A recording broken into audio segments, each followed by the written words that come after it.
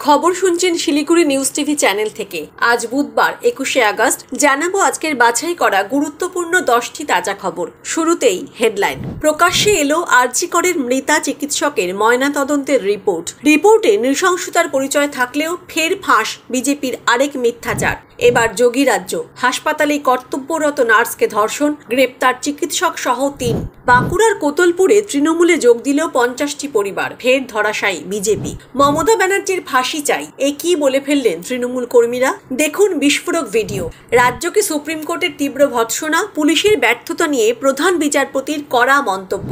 আজকের খবরগুলো বিশেষ গুরুত্বপূর্ণ, তাই খবরগুলো মন দিয়ে শুনুন। সবশেষে আজকের আবহাওয়ার খবর আছে এবং প্রতিদিন সঠিক খবর নিয়মিত শোনার জন্য শিলিগুড়ি নিউজ টিভি চ্যানেলটিকে সাবস্ক্রাইব করুন। আসছি বিস্তারিত খবরে। প্রকাশ্যে এসেছে আরজি কর কাণ্ডে মৃতা মহিলা চিকিৎসকের ময়নাতদন্তের রিপোর্ট। তারপরে রীতিমতো খুল্লা হয়ে গিয়েছে সমাজ মাধ্যমে বিজেপির আরেক মিথ্যাচার ও ভুয়ো খবর ছড়ানোর চেষ্টা। পোস্টমর্টেম রিপোর্ট অনুযায়ী মৃতার শরীরের কোনো হাড় ভাঙা নেই, শরীরে 25টি আঘাতের চিহ্ন রয়েছে, শ্বাসরোধ করে খুন করা হয়েছে, ফলে ফুসফুসে রক্ত জমাট বেঁধে আছে, এরকম আরো 2-1টি পর্যবেক্ষণ রয়েছে।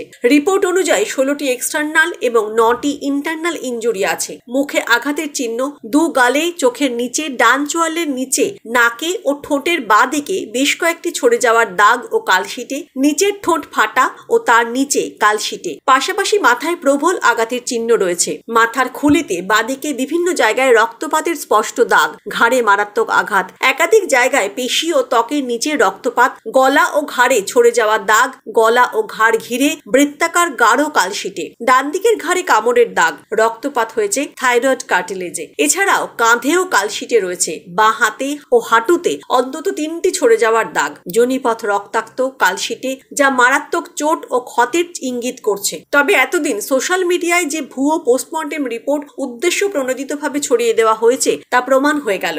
আগুনের মতো সোশ্যাল মিডিয়ায় ছড়িয়ে দেওয়া হয়েছিল যে পোস্টমর্টেম রিপোর্টে নাকি পাওয়া গিয়েছে মৃতার গলার হাড় ভাঙা রয়েছে, যা সম্পূর্ণ মিথ্যে প্রমাণিত হচ্ছে। ধৃত সঞ্জয় রায়ের শরীরের আঁচড়ের যে ক্ষত পাওয়া গিয়েছে তা অত্যাচারের সময় মৃতা বাধা দিতে গিয়েই হয়েছে, বিশেষজ্ঞরা মনে করছেন এমনটাই। উত্তরপ্রদেশের একটি বেসরকারি হাসপাতালে ধর্ষিতা হলেন রাতের ডিউটিতে থাকা এক দলিত নার্স। তাকে নির্যাতনে অভিযুক্ত এক চিকিৎসক। এই অপরাধে তাকে সাহায্য করার অভিযোগ উঠেছে এক ওয়ার্ড বয় এবং আরও এক নার্সের বিরুদ্ধে। ঘটনায় তোলপাড় যোগী রাজ্য। নিন্দার ঝড়ের পাশাপাশি কর্মস্থলে নিরাপত্তা নিয়ে শঙ্কিত চিকিৎসা কর্মীরা। নির্যাতিতার পরিবার সূত্রে জানা গিয়েছে, গত 17ই আগস্ট রাতে ধর্ষিতা হয়েছেন মোর্দাবাদের বেসরকারি হাসপাতালের ওই নার্স। ওই দিন রাতে ডিউটি ছিল তার। হঠাৎই এক নার্সকে দিয়ে অভিযুক্ত চিকিৎসক তাকে নিজের ঘরে ডেকে পাঠান। তরুণী যেতে অস্বীকার করলে আরও এক ওয়ার্ড বয় এবং ওই নার্স হাসপাতালের উপরতলার একটি ঘরে তাকে তুলে নিয়ে যান বলেই অভিযোগ। তরুণীর অভিযোগ, ওই ঘরেই চিকিৎসক তাকে ধর্ষণ করেন। অপরাধের সময় বাইরে পাহারায় ছিলেন অভিযুক্ত নার্স এবং ওয়ার্ড বয়। নির্দিষ্ট অভিযোগের ভিত্তিতে এফআইআর দায়ের করেছে পুলিশ। ইতিমধ্যে গ্রেফতার করা হয়েছে চিকিৎসক, সহকারী নার্স এবং ওয়ার্ড বয়কে। মুখ্যমন্ত্রী যোগী আদিত্যনাথের কাছে অভিযুক্তদের মৃত্যুদণ্ডের দাবি জানিয়েছেন নির্যাতিতার বাবা। তিনি অভিযোগ করেন, ধর্ষণের পর হুমকি দেওয়া হয়েছিল মেয়েকে। আরজি কর হাসপাতালের তরুণী চিকিৎসকের ধর্ষণ ও হত্যার ঘটনায় উত্তাল রাজ্য এখন আরও একটি আইনি সংকটের মুখোমুখি। গত শুক্রবার কলকাতার খাস হাসপাতালে ঘটে যাওয়া এই মর্মান্তিক ঘটনা রাজ্যের রাজনৈতিক এবং সামাজিক উত্তেজনা বাড়িয়ে দিয়েছে। নির্যাতিতার বিচার নিয়ে সরকারের বিরুদ্ধে সমালোচনা ও প্রতিবাদে উত্তাল বাংলার পথে পথে। বিরোধীরা, বিশেষ করে বিজেপি, সরকারের বিরুদ্ধে ধারালো আক্রমণ ও প্রতিবাদে তীব্র চাপ সৃষ্টি করেছে। বিজেপি ইতিমধ্যেই এই ঘটনায় আন্দোলনের ডাক দিয়েছে। এবার আরো বড় পদক্ষেপ গ্রহণের প্রস্তুতি নিচ্ছে। শ্যামবাজারে 5 দিনের ধর্ণা কর্মসূচি পালনের জন্য বিজেপি কলকাতা হাইকোর্টের দ্বারস্থ হয়েছিল। আদালত সেই আবেদনে সাড়া দিয়েছে এবং বিজেপির ধর্ণা কর্মসূচির অনুমতি প্রদান করেছে। বুধবার থেকে শুরু হবে এই ধর্ণা কর্মসূচি, যা টানা 5 দিন ধরে চলবে। বিজেপির অভিযোগ, রাজ্য পুলিশ তাদের ধর্ণা কর্মসূচির অনুমতি প্রদান করেনি, তাই তারা হাইকোর্টের শরণাপন্ন হয়। হাইকোর্টের অনুমতির পর বিজেপির কর্মসূচি পালনে আর কোনো বাধা বাধা রইল না। গেরুয়া শিবিরের পক্ষ থেকে জানানো হয়েছে, বৃহস্পতিবার স্বাস্থ্য ভবন ঘেরাওয়ের ডাকও দেওয়া হয়েছে। এভাবে রাজ্য সরকারের উপর চাপ আরো বাড়ছে, যা নিশ্চিতভাবেই সরকারের জন্য নতুন রাজনৈতিক সমস্যার সৃষ্টি করবে।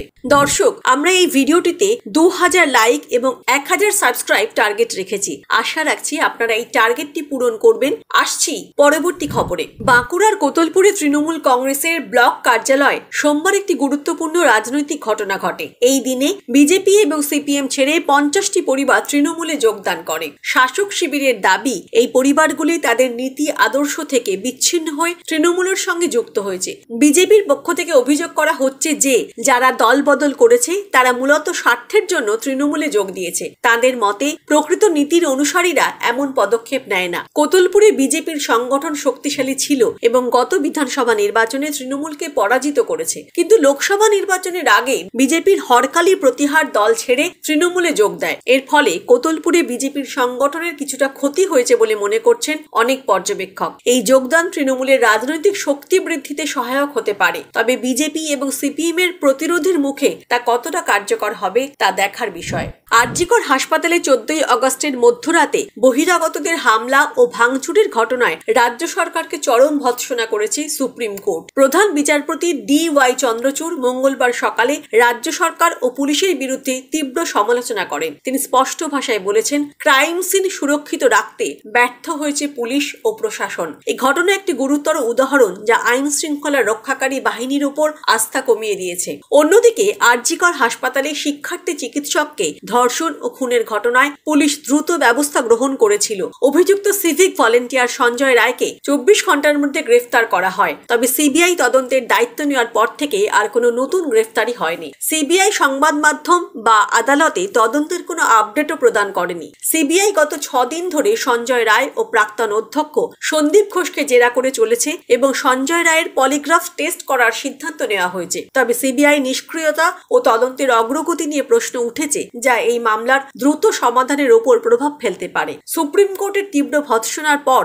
আশা করা হচ্ছে যে রাজ্য সরকার ও তদন্তকারী সংস্থাগুলো দ্রুত এবং কার্যকরী পদক্ষেপ গ্রহণ করবে। তৃণমূলের বোধহয় এখন শনির দশা চলছে।